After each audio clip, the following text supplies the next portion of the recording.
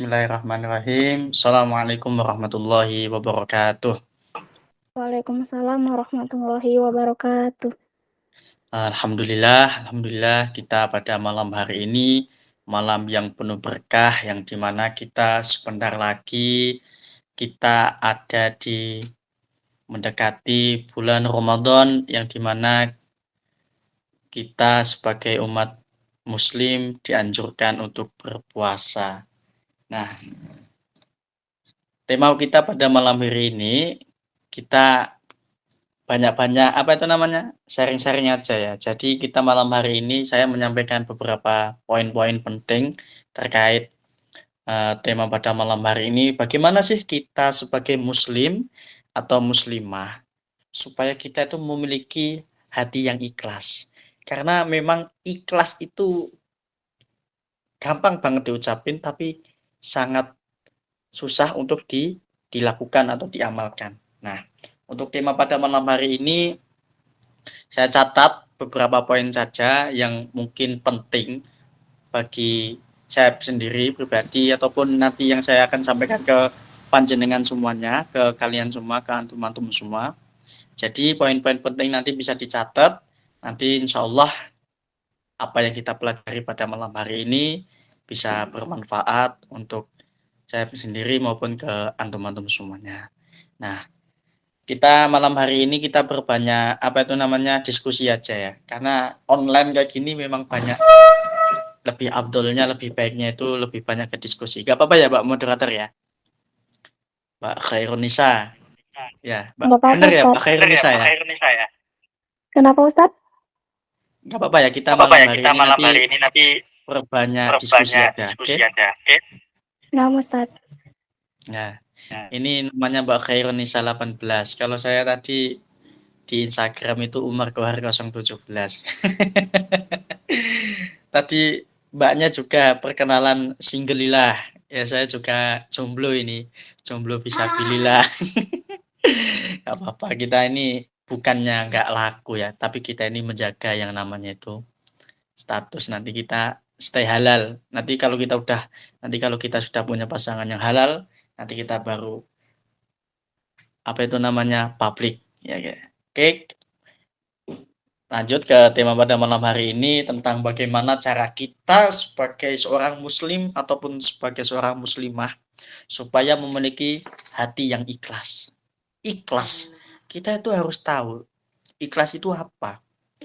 Nah, ikhlas itu bagaimana dan bagaimana cara kita menerapkan kepada masyarakat sekitar. Karena memang banyak sekali yang mengatakan saya ikhlas kalau semisal saya membantu Anda. Saya ikhlas kalau semisal masalah saya dengan masalah kamu itu sudah selesai. Karena memang ikhlas itu gampang banget diucapkan. Gampang banget.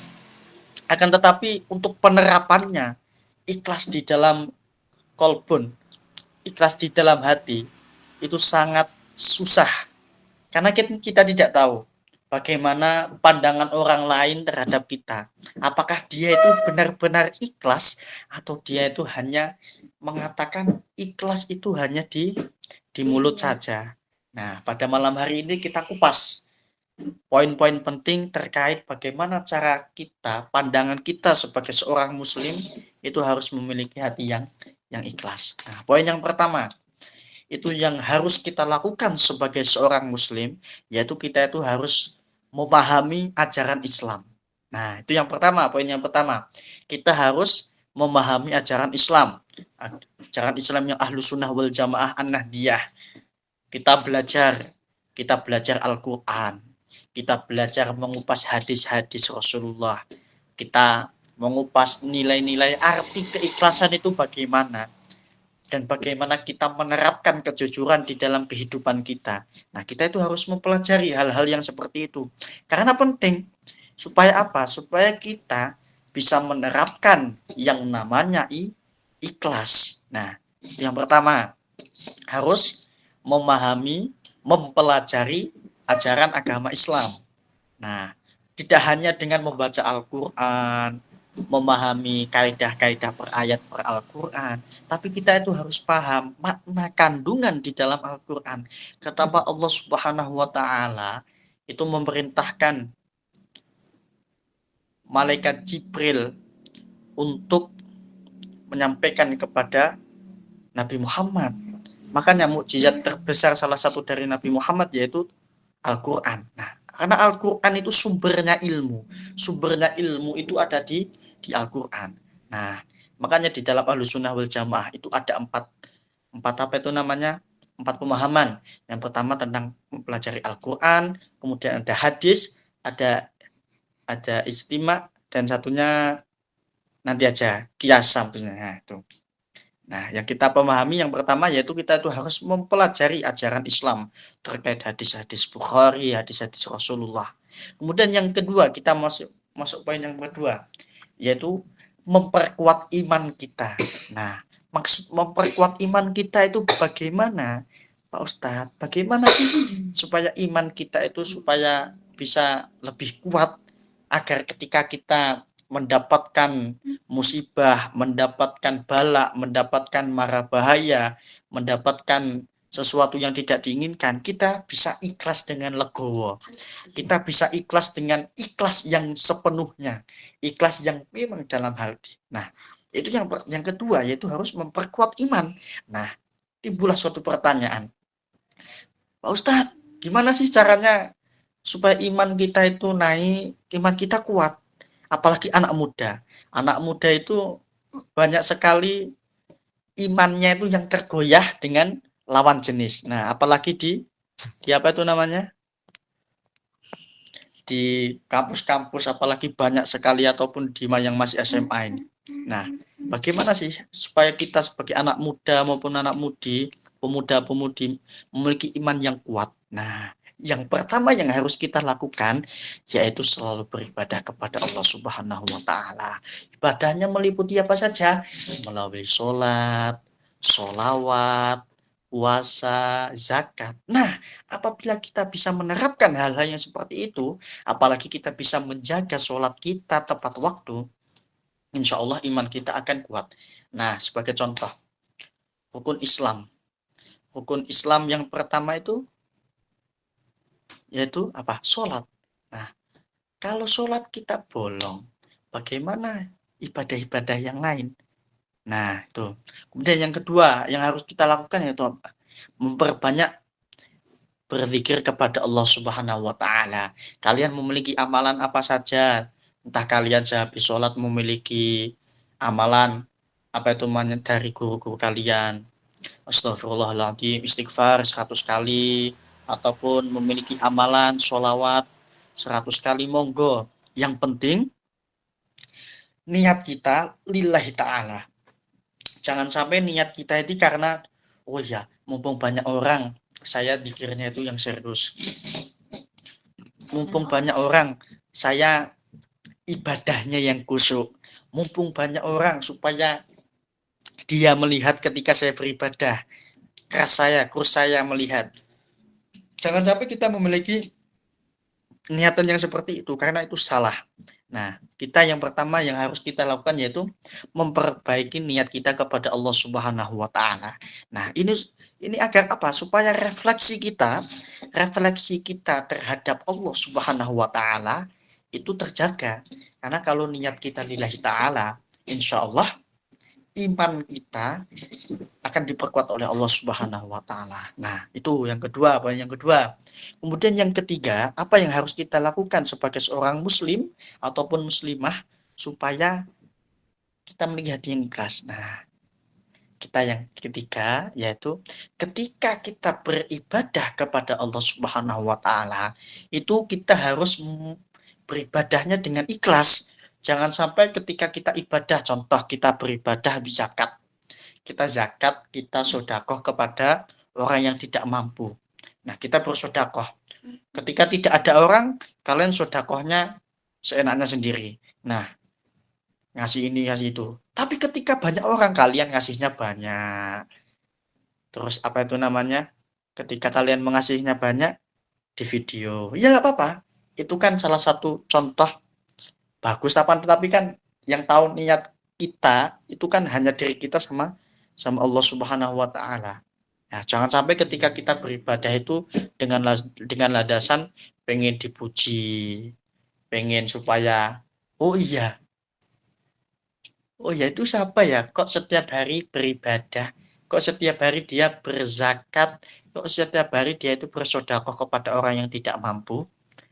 Nah, jangan sampai ketika kita beribadah, ibadah Allah, ketika kita beribadah kepada Allah, kita itu harus memiliki niat yang lurus dulu. Jangan sampai niat kita itu tergoyahkan dengan sesuatu yang tidak bagus. Nah, itu poin yang ketiga.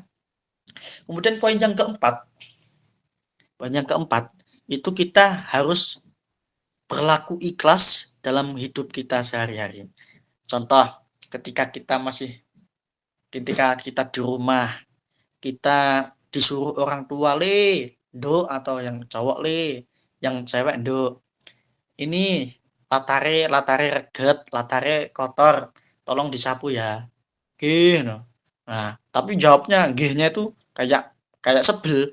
Gitu. Nah, kayak kita nyapu itu ya dilihat orang tua ya bagus, tapi kan awal tadi kayak jawabnya gitu. Kayak agak apa itu emosi karena disuruh-suruh itu. Nah, itu yang salah. Kita perbaiki dulu. Kalau semisal disuruh, "Le atau Nduk, ini piringnya banyak yang kotor." Dijawab yang bagus, "Nggih, Ibu.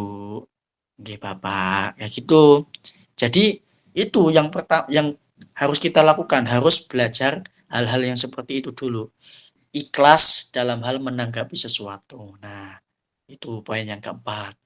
Kemudian memperbaiki hubungan sosial entah kepada siapapun, hablum minanas, hablum minallah, hablum minal alam, diperbaiki semua. Jangan sampai ketika kita memiliki hubungan yang baik kepada Allah, hubungan kepada manusia malah jelek. Jangan sampai, harus merata.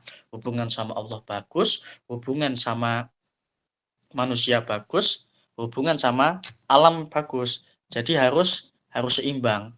Nah, itu. Kemudian perbaiki hubungan kita kepada sesama muslim. Jadi ketika kita ingin mendapatkan sesuatu yang bagus, kita harus memperbaiki diri kita dulu. Nah, itu hablum minanas. Kalau kita biasanya gibahin orang, biasanya nih banyaklah cewek-cewek. Contoh si Fulan. Si Fulan ini ngerasani si A.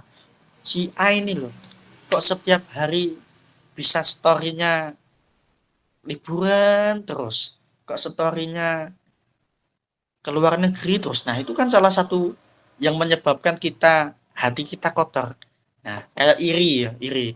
Nah, kita harus memiliki sifat jangan sampai kita iri. Tapi memang manusia kan kita tidak lepas dari yang namanya sifat iri maupun dengki. Jadi kita harus bermuhasabah diri.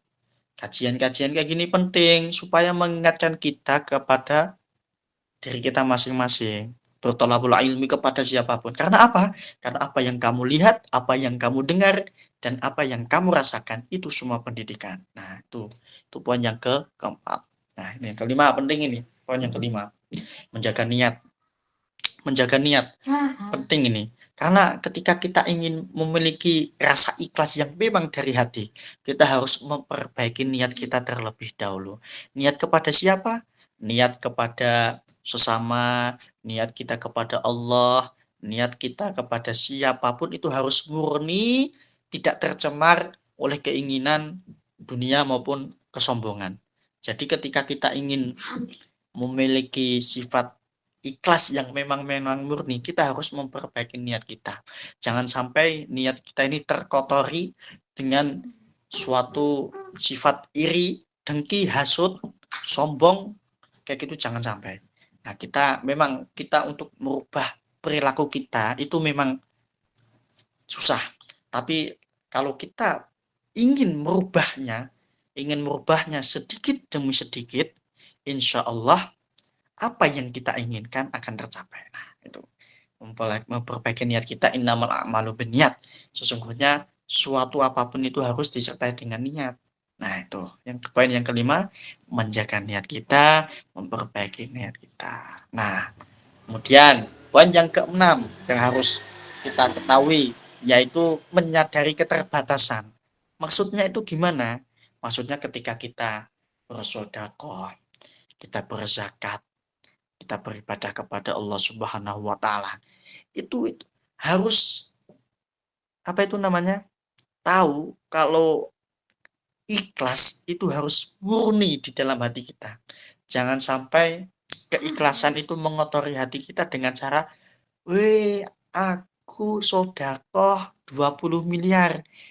Aku sodakoh nanti pas Idul Adha, kurban saya sodakoh apa itu namanya? Kurban 20 sapi." Nah, jangan sampai orang lain itu apa itu namanya? Terhasut dengan kita. Kita provokator ini itu, kamu kok enggak sodakoh? Oh kamu kok enggak kurban?" Jangan sampai kayak gitu. Nah itu, kita harus tahu keterbatasan diri kita masing-masing. Nah itu poin yang keenam. Kemudian setelah dari poin yang pertama tadi apa? Yaitu memahami ajaran Islam. Memahami ajaran Islam, kemudian yang kedua, setelah kita mempelajari Islam, kita memperkuat iman kita. Setelah iman kita kuat, kita mempelajari yang namanya keikhlasan. Keikhlasan kita dalam hal apa? Keikhlasan kita dalam beribadah kepada Allah Subhanahu wa taala. Poin yang keempat, kita harus menerapkan keikhlasan dalam kehidupan kita masing-masing. Setelah itu, kita menjaga niat kita supaya tidak sombong, tidak riak, tidak iri kayak gitu. Kemudian, poin yang keenam, kita harus tahu batasan mana yang boleh, mana yang tidak boleh. Setelah semuanya dilakukan, kita berdoa kepada Allah. Ya Allah, saya sudah berikhtiar dalam hal apapun supaya saya memiliki hati yang kuat, iman yang kuat. Kemudian ketika kita dalam menerapkan dalam kehidupan kita, insya Allah apa yang kita lakukan bisa memiliki hati yang ikhlas. Ini sedikit cerita. Dulu pada saat zamannya Nabi Muhammad SAW, itu ada sahabat yang dimana beliau itu apa itu namanya seorang mu'alaf, orang yang baru masuk Islam. Nah, kemudian bertanya kepada Nabi Muhammad, "Ya Nabi Allah, ya Nabi ya Rasulullah, saya ingin berzakat, saya ingin bersedekah. Bagaimana caranya? Bagaimana caranya agar saya memiliki hati yang ikhlas ketika bersedekah? Karena sebelum saya masuk Islam, saya itu bersedekah, saya menghamburkan uang saya itu dengan cara yang salah. Lalu bagaimana ya Rasulullah agar niat saya itu benar-benar lillahi ta'ala?" Nah, gimana caranya? Benar Rasulullah menjawab, "Kamu itu sodako." Kalau dalam bahasa kita, kamu itu sodako aja. Jangan campuri dengan hal-hal yang apa itu namanya riya. Jangan campuri. Kamu fokuskan kepada satu orang yang pengen kamu sodakoi dulu, gak apa-apa. Nah, kemudian di malam hari, setelah perbincangannya dengan Rasulullah di siang hari, kemudian di malam hari, sahabat Nabi pun bersodakoh kepada seorang pria di malam hari. Nah, kemudian apa yang dilakukan sahabat Nabi ini? Memberikan hartanya kepada seorang pria tersebut. Nah, yang diberikan sodakoh pun kaget. Apa ini? Ini sodakoh dari saya. Ambillah. Nah, kemudian habis itu apa yang terjadi? Keesokan harinya, suatu desa tersebut geger. Weh, yang biasanya ternyata yang disodakoh itu adalah seorang pencuri. Nah, besoknya kan kaget. Besoknya itu kan suatu desa tersebut rame. Gara-gara apa? Gara-gara Pak Lurahnya kayak bilang kayak gini. "Oh, yang biasanya maling, yang biasanya mencuri di desa kita kok dengaran malam ini kok nggak ada ya? Kok nggak ada yang mencuri lagi di desa ini?" Nah, kemudian kaget. Ternyata sahabat Nabi itu mensodakoi pencuri. Nah, tuh. Terus sahabat Nabi pun kaget. Ya Allah, saya sodakoh ini memang yang benar-benar butuh dari harta saya. Tapi kenapa kok saya mensodakohi seorang pencuri? Nah, kemudian besok malamnya lagi, sahabat Nabi pun bersodakoh lagi. Nah, bersedekah lagi kepada seorang perempuan yang lewat depan rumahnya, nggak kenal. Nah, kemudian disedekahoi. Sahabat Nabi pun bersedekah kepada seorang perempuan tersebut. Ya Allah, dan sahabat Nabi pun mengatakan, ya Allah, semoga ini benar-benar orang yang memang membutuhkan harta saya. Nah, kemudian apa yang terjadi? Keesokan harinya rame di desa. Seperti tadi pembahasannya, tapi terkait perempuan tadi. Kemudian di malam yang ketiga, sahabat Nabi itu menangis. Ya Allah, saya pengen banget harta saya itu dibutuhkan kepada yang benar-benar butuh. Kemudian yang ketiga ini diberikan kepada seorang laki-laki lagi. Nah, kemudian keesokan harinya desanya itu pun ramai lagi pembahasannya. Nah, kemudian sahabat Nabi ini pun mengatakan, bertemu dengan Rasulullah, ya Rasulullah, ini gimana? Saya sudah mensedekahkan separuh harta saya kan, tetapi harta saya ini kok malah diterima sama orang-orang yang tidak butuh. Nah, kemudian dijawab oleh Rasulullah, gimana?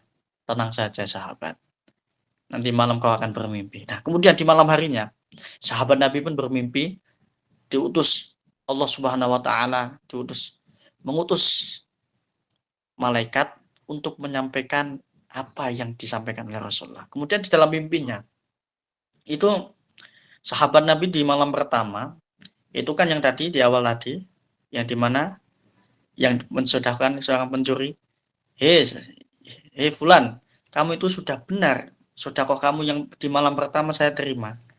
Karena apa? Setelah kamu bersedekah kepada seorang pencuri, dia tidak apa? Dia tidak mencuri lagi di malam hari ini. Dia sudah bertobat. Nah, kemudian kaget. Sahabat Nabi pun kaget. Oh, nggih.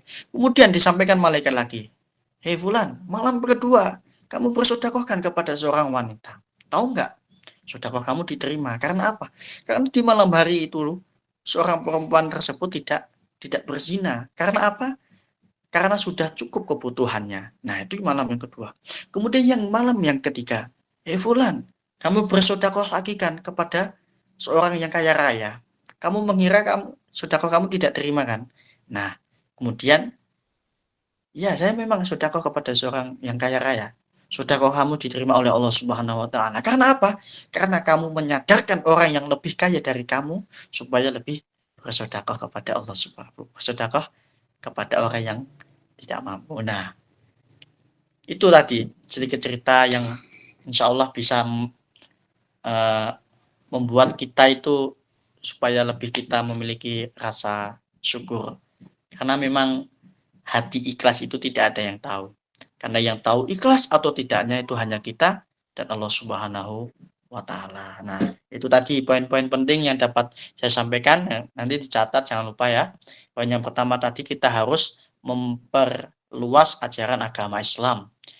Kemudian yang kedua, memperkuat iman kita kepada Allah Subhanahu wa taala. Setelah iman kita kuat, kita belajar ikhlas dalam hal ibadah. Setelah itu, kita harus belajar ikhlas dalam kehidupan kita masing-masing.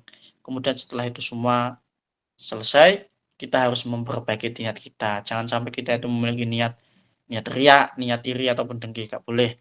Kemudian kita harus tahu batasan mana yang boleh, mana yang tidak boleh. Dan yang terakhir, kita berikhtiar kepada Allah Subhanahu wa taala supaya apa yang kita niatkan itu kembali ke kita masing-masing. Nah, itu ya Pak moderator ya. Mungkin cukup sekian yang dapat saya sampaikan. Habis ini mungkin ada sesi pertanyaan, monggo.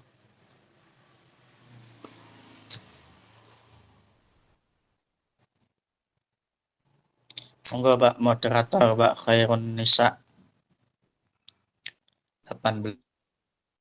Masya Allah, tabarakallah, syukuran jazakumullah khair Ustaz atas ilmu yang telah disampaikan. Semoga bisa bermanfaat dan bisa dipahami buat teman-teman semuanya. Amin, Allahumma amin. Amin. Baik, masuk acara selanjutnya yaitu sesi tanya jawab. Dipersilahkan kepada teman-teman solihah yang akan mengajukan pertanyaan di Perbolehkan untuk open mic ataupun menuliskan pertanyaan di kolom pesan tafadhol.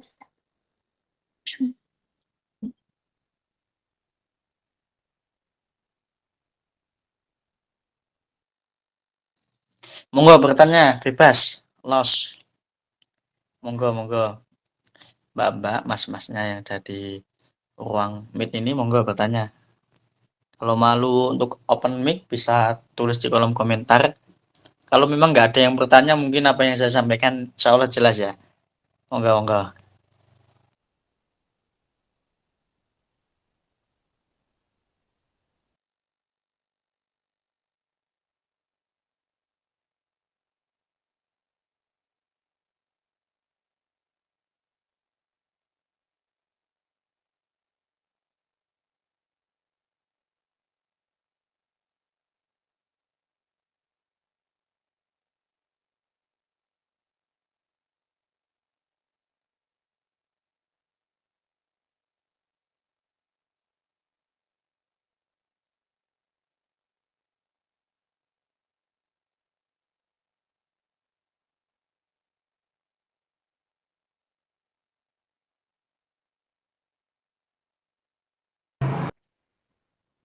Baik, ini udah ada Ukti Dita Awalia yang mengangkat tangan.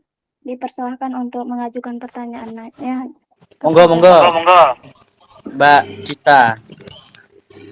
Assalamualaikum, suara aku ada nggak? Waalaikumsalam, ada Ukti. Baik, syukran jazakallah khair.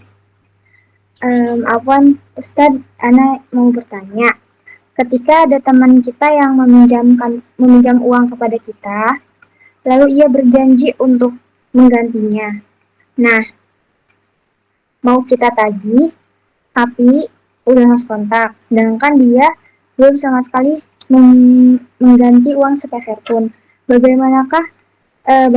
Apakah kita harus mengikhlaskan uang tersebut atau gimana tuh, Ustaz? Ya, iya, iya. Syukron, Mbak, siapa Mbak Dita? Oke, Iya, asal dari mana Mbak Dita? dari Kuningan, Jawa Barat. Oh, Kuningan. Oh, ya, ya, ya. Oh, ya, oke, siap. Terkait fulus ya.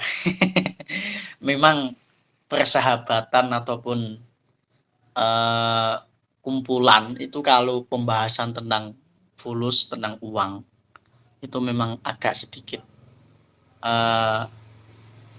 apa itu namanya frontal ya. Karena kalau masalah utang piutang itu kan suatu kewajiban yang wajib dibayar ya Mbak Dita ya. Walaupun utangnya cuma 1.000, 2.000, kalau awalnya contoh, Fulan aku pengen pinjam uangmu 100.000 buat bayar ini bayar itu. Nah, karena kan itu kan suatu apa itu namanya perjanjian, janji itu kan wajib ditepati. Begitu juga dengan utang piutang. Utang itu kan hubungannya antara hablum minanas, hubungan antum sama yang utangi. Jadi wajib dibayar. Nah, kalau semisal Mbak Dita ini tadi kan bertanya, apa yang harus saya lakukan Pak Ustadz?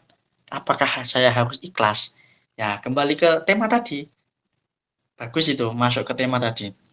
Memang kalau semisal masalah utang piutang coba dibicarakan baik-baik. Kalau apalagi kalau nominalnya banyak, itu kalau bisa disaur dibayarkan. Akan tetapi kalau semisal nominalnya ya nggak terlalu banyak, kalau memang Mbak ditanya ikhlas lillahi ta'ala dan tidak apa itu namanya kepikiran ataupun di hati grunjel, nah pasti ada sedikit yang grunjel. Nah, utang iki piye wis pirang-pirang tahun nggak dibayar, sudah beberapa tahun nggak dibayar, tapi kok masih grunjel. Nah, itu namanya belum ikhlas. Nah, itu tadi kembali ke tema tadi. Bagaimana agar kita memiliki hati yang ikhlas. Nah, itu tadi poin 7 tadi. Memperbaiki niat kita. Nah, itu. Kalau memang Mbak ditanya nggak keberatan untuk mengikhlaskan, ya alhamdulillah. Ya, tapi kan namanya utang itu kan wajib yang namanya dibayar. Kesepakatan antara kedua belah pihak. Itu Pak ya, cukup ya. Kalau misalnya ada feedback monggo.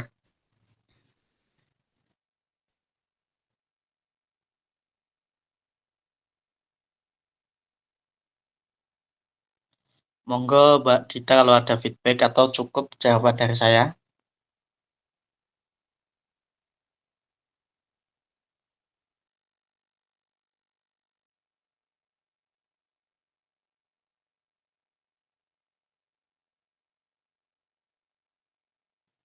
Gimana Mbak Moderator?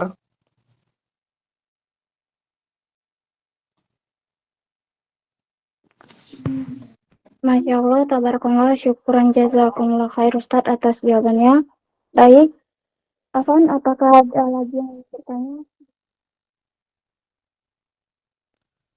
Monggo satu lagi ya, soalnya habis ini nanti jam 9 saya lanjut OTW acara yang lain. Monggo. Yuk.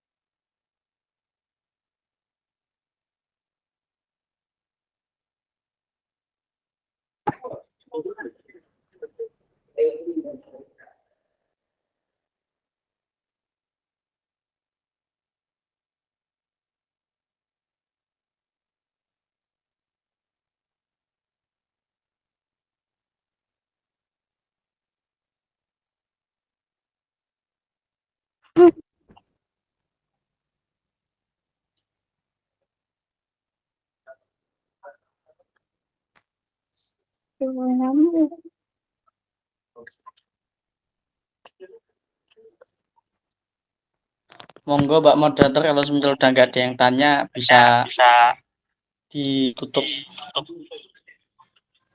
Oh ini ada yang tanya lagi Pak. Jen.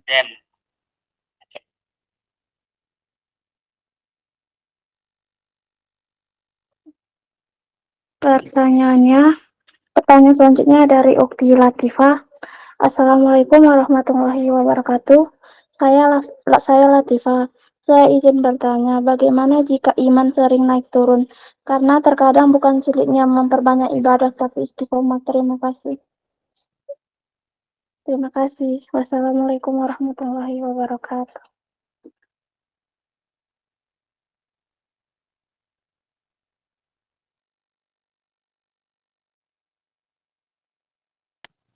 Halo, oke. Pertanyaan dari Mbak Latifah, tips bagaimana iman kita bisa stabil ya, apalagi kita sebagai seorang pemuda ataupun pemudi gampang tergoyah. Ya, yang pertama yang harus dilakukan yaitu kita harus memiliki sahabat, teman yang memang menjerumus ke dalam kebaikan. Maksudnya gimana? Contohnya ini malam hari ini kita kajian. Kita harus memiliki sahabat, teman supaya ketika selalu mengingatkan. Nah, itu yang pertama. Kita harus memiliki teman ataupun sahabat hijrah, sahabat yang memang menjerumuskan kita ke dalam hal-hal kebaikan. Kemudian yang kedua, ketika iman kita naik turun, coba lihat langit. Coba lihat langit. Kalau saya ya, kalau tips dari saya. Terus kalau tips dari saya itu saya melihat langit itu ya Allah, begitu langit saja engkau ciptakan tanpa tiang bisa berdiri. Engkau menciptakan langit tanpa tiang bisa berdiri. Rumah, masjid, apartemen itu tanpa tiang nggak kan bisa berdiri kan, tapi engkau ya Allah, engkau melihat, engkau menciptakan langit tanpa tiang, bumi tanpa tiang, kok bisa berdiri kokoh, cecik tanpa jatuh. Nah itu kita harus selalu merendah, bersyukur. Nah kemudian yang ketiga, kita harus memperbanyak mendalami ilmu agama. Ilmu agama apapun, ilmu Al-Quran, ilmu hadis, ilmu para kiai, ilmu para ustadz, teman kita seperjuangan yang memang ahlul agama. Itu ya, Mbak siapa tadi? Nah itu ya. Gimana, ada feedback atau gimana? Itu jawaban dari saya 3 tips tadi. Nah itu. Mbak Latifah ya itu ya. Ini mempersingkat waktu ya, Mbak. Kalau ada Mbak Latifah ini ada feedback monggo. Ini ada Mbak Syafina sama Ustaz Afan mau tanya ini halnya kayak ukhti Dita. Jadi teman anak itu pas awal minjam jadi anak tanyakan. Beliau mau ganti jawaban selalu maaf aku belum ada uang aplikasinya terus sebagai pastinya dia makan enak. Oke. Oke ya. Tadi Mbak Latifah kalau ada feedback. Oh ya, baik Ustaz, terima kasih. Oke. Nah, tadi ada yang bertanya Mbak Syafina tentang piutang ya. Nah, itu dia utang tapi kok postingannya main, postingannya story-nya itu makan makanan yang enak. Padahal dia tuh punya ya, makanan Korea, makanan Jepang, India, aca-aca nehi-nehi. Tapi dia itu apa itu namanya? Postingannya sebetulnya kayak gitu. Tapi untuk membayar utang itu susah. Nah, yang harus dilakukan gimana? Ya harus ditagih. Kalau memang ditagih dengan cara yang lembut gak bisa, bisa dengan cara agak tegas. Tegas dalam hal ini bukan berarti saling menjatuhkan, saling bertengkar, enggak. Maksudnya tegas ini kayak ada suatu yang memang dia tuh benar-benar pengen mengembalikan. Nah, itu jadi harus tegas. Kalau memang masih belum bisa bayar, kalau alasannya belum ada uang, kenapa coba ditanya, kenapa kok belum ada uang? Padahal postingan kamu itu selalu makan enak. Nah, harus diselidiki. Kalau memang benar-benar gak ada, harus ikhlas. Nah, kalau memang sudah ada baru digantikan. Nah, itu ya. Mbak siapa tadi? Mbak Safina. Nah, itu ya. Jawaban dari saya. Kalau misalnya ada feedback, monggo. Mungkin Mbak moderator bisa dicukupkan ya pertanyaannya supaya biar tidak ya. Nah, Ustaz. Oke, halah. Masya Ya, Allah. kita pertanyaan aja ya. Baik, Masya Allah, tabarakallah, syukron jazakumullah khair Ustaz atas jawaban yang telah disampaikan. Semoga bisa membantu dan bisa dipahami buat kita semua. Amin, Allahumma amin. Baik, karena pertanyaan demi pertanyaan sudah dijawab oleh Ustadz Umar, kini kita berada di penghujung acara yaitu penutup. Namun sebelum acara kita tutup, dipersilakan kepada Ustadz Umar, mungkin ada pesan yang akan disampaikan kepada teman-teman dan disusul dengan doa penutup dari Ustadz Umar. Tafadhol, Ustadz. Closing statement ya. Oke. Menjadi seorang pemuda itu harus memiliki sifat yakin karena terkadang kita sebagai seorang pemuda itu tidak yakin dengan apa yang kita cita-citakan. Jadi kalau semisal harapan kita apa itu namanya sirna tidak sesuai keinginan, harus mencari jalan keluar yang lain. Jangan sampai kita masih muda menyerah. Jangan sampai kita masih muda kita tidak ingin mencari hal-hal yang baru. Mumpung kita masih muda, cari wawasan yang luas. Muda berkelana, tua bercerita. Ya, itu mungkin closing statement dari saya. Dan satu lagi yang pedoman banget bagi saya, itu manjada wajada. Itu pasti semuanya tahu, semuanya tahu. Tapi kalau antum-antum semua bisa memahami makna manjada wajada, barang siapa yang bersungguh-sungguh pasti akan berhasil. Apalagi kita seorang pemuda, apabila kita bersungguh-sungguh dalam hal apapun, insya Allah Allah kasih jalan. Ikhtiarnya diimbangkan, ikhtiar ukhrawi dapat, ikhtiar duniawi dapat. Mungkin cukup sekian yang dapat saya sampaikan. Apabila ada salah kata, saya mohon maaf sebesar-besarnya. Dan terima kasih atas panitia yang sudah mengamanahkan kajian pada malam hari ini untuk saya bisa men-share ilmu saya, mengamalkan apa yang saya dapatkan ketika saya dulu bertolabul ilmi di pondok. Semoga apa yang kita kaji pada malam hari ini bisa bermanfaat. Wallahul muwaffiq ila aqwamit thoriq. Wassalamualaikum warahmatullahi wabarakatuh.